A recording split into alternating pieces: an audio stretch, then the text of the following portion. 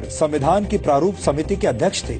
उन पर आधुनिक भारत का संविधान बनाने की जिम्मेदारी थी और उन्होंने ऐसे संविधान की रचना की जिसकी नजरों में सभी नागरिक एक समान हो, जो धर्मनिरपेक्ष हो और जिस पर देश के सभी नागरिक विश्वास करें। एक तरह से भीमराव अंबेडकर ने आजाद भारत के डीएनए की रचना की थी। इसके अलावा डॉक्टर अंबेडकर की प्रेरणा से ही भारत के फाइनेंस कमीशन यानी वित्त आयोग की स्थापना हुई थी। डॉक्टर अंबेडकर के आइडियाज से ही भारत के केंद्रीय बैंक की स्थापना हुई, जिसे आज हम रिजर्व बैंक ऑफ इंडिया के नाम से जानते हैं। दामोदर घाटी परियोजना, हीराकुंड परियोजना और सोन नदी परियोजना को स्थापित करने में डॉक्टर अंबेडकर ने बड़ी भूमिका निभाई थी। भारत में एम्प्लॉयमेंट एक्सचेंजेस की स्थापना भी डॉक्टर अंबेडकर के विचारों की वजह से ही हुई थी। भारत में पानी और बिजली के ग्रिड सिस्टम की स्थापना में भी डॉक्टर अंबेडकर का अहम योगदान माना जाता है। भारत को एक स्वतंत्र चुनाव आयोग भी डॉक्टर भीमराव अंबेडकर की ही देन है। ये वो योगदान है जिन्हें आजादी के बाद की तमाम सरकारों ने हमेशा ही अनदेखा किया है। यानी योजनाएं और विचार अंबेडकर के थे, लेकिन उनका श्रेय दूसरे नेताओं ने लूटा। यहां हम आपको भारत के पहले प्रधानमंत्री पंडित जवाहरलाल नेहरू और डॉक्टर भीमराव अंबेडकर के बीच चले राजनीतिक शीत युद्ध यानी पॉलिटिकल कोल्ड वॉर के कुछ उदाहरण भी बताना चाहते हैं। डॉक्टर अंबेडकर जवाहरलाल नेहरू की सरकार में प्लानिंग का मंत्रालय चाहते थे, लेकिन नेहरू ने अंबेडकर को सिर्फ कानून मंत्रालय दिया, प्लानिंग मंत्रालय नहीं दिया। डॉक्टर अंबेडकर विदेश और रक्षा मामलों की समितियों में सदस्यता चाहते थे, लेकिन नेहरू सरकार ने डॉक्टर अंबेडकर को ऐसी किसी भी समिति का सदस्य नहीं बनाया। डॉक्टर अंबेडकर नेहरू सरकार की विदेश नीति से असहमत थे। डॉक्टर अंबेडकर हिंदुओं में सामाजिक अधिकार और महिलाओं को संपत्ति का अधिकार देने की बात करने वाले हिंदू कोड को समाज सुधार के लिए जरूरी मानते थे, लेकिन नेहरू सरकार ने अंबेडकर के मंत्री रहते हुए हिंदू कोड को स्वीकार नहीं किया। यहां तक कि डॉक्टर अंबेडकर को भारत रत्न सम्मान देने के लिए भी कोई पहल नहीं की गई। उनकी मौत के 34 वर्षों के बाद 1990 में वीपी सिंह सरकार ने उन्हें भारत रत्न से सम्मानित किया, जबकि कांग्रेस ने डॉक्टर अंबेडकर को भारत रत्न से सम्मानित करने के लिए कोई कदम नहीं उठाया। अब आप समझ गए होंगे कि बाबा साहेब डॉक्टर भीमराव अंबेडकर से जुड़ी तमाम सच्चाइयों को हमसे और आपसे कैसे दूर रखा गया है।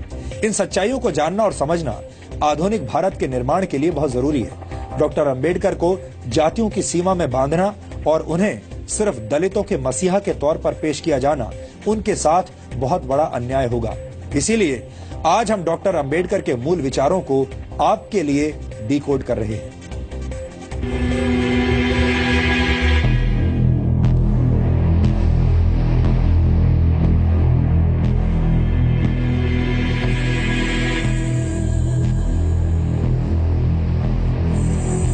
ये गुलामी से संघर्ष करते भारत की तस्वीर है।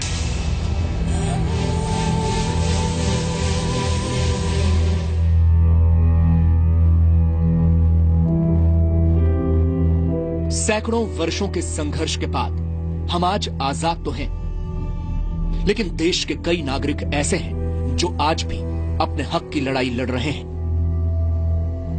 देश में समान अधिकार, ये सपना पहली बार बाबा साहब डॉक्टर भीमराव अंबेडकर ने देखा था, जो आज तक पूरा नहीं हो पाया। अपनी पढ़ाई के दौरान बाबा साहब भीमराव अंबेडकर को इस बात का एहसास हो गया था कि भारत दो तरह की गुलामी में जकड़ा हुआ है। पहली, अंग्रेजों के दमन और अत्याचार की गुलामी, तो दूसरी तरफ जाति और वर्ण व्यवस्था से अपमान और तिरस्कार सहने की गुलामी। और अंबेडकर ने तो अपने स्कूल जीवन में ही ऐसा तिरस्कार सहा था। स्कूल में बाकी दलित बच्चों की तरह अंबेडकर के साथ ये भेदभाव और तिरस्कार सिर्फ स्कूल जीवन तक ही सीमित नहीं रहा। उनका जीवन ऐसी तिरस्कार की घटनाओं से भरा हुआ है। उस दौर में अंग्रेजों से लड़ने के लिए पूरा देश खड़ा था, तो दलित और शोषित लोगों के अधिकारों के लिए अकेले डॉक्टर भीमराव अंबेडकर समाज के उच्च वर्ग और कांग्रेस से संघर्ष कर रहे थे। डॉक्टर अंबेडकर का मानना था कि देश की तरक्की के लिए देश के हर वर्ग को समानता का अधिकार मिलना जरूरी है। बचपन में हुए भेदभावों की वजह से अंबेडकर हिंदू धर्म को छोड़ना चाहते थे। उनका मानना था कि हिंदू धर्म को छोड़ना धर्म परिवर्तन नहीं बल्कि गुलामी की जंजीरें तोड़ने जैसा है। डॉक्टर अंबेडकर की इस घोषणा के बाद हैदराबाद के निजाम समेत कई मुस्लिम संगठनों ने अंबेडकर को धर्म परिवर्तन के ऑफर दिए, लेकिन बाबा साहब ने हर ऑफर को ठुकरा दिया क्योंकि वो अपने समाज के लोगों को इज्जत से जीने वाला धर्म देना चाहते थे। इसीलिए वो हिंदू धर्म को छोड़कर बौद्ध धर्म की शरण में चले गए।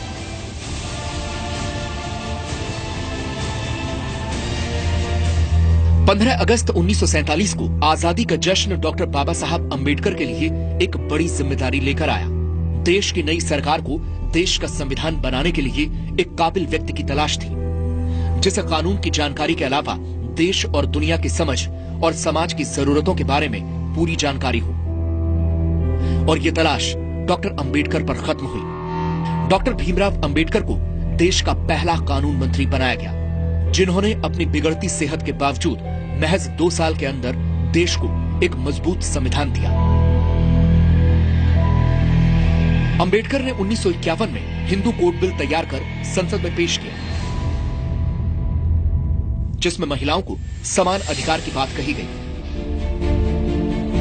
हिंदू कोड बिल के तहत पिता की संपत्ति में बेटी को समान अधिकार, विवाहित पुरुष को एक से अधिक पत्नी रखने पर प्रतिबंध और महिलाओं को भी तलाक का अधिकार शामिल था। लेकिन रूढ़िवादी हिंदू ताकतों और सरकार के अंदर ही बिल का विरोध करने वालों के सामने हिंदू कोड बिल लागू नहीं हो सका और सरकार में अपना प्रभाव घटने से निराश होकर डॉक्टर अंबेडकर ने 1951 में मंत्री पद से इस्तीफा दे दिया। अपने इस्तीफे में डॉक्टर अंबेडकर ने लिखा,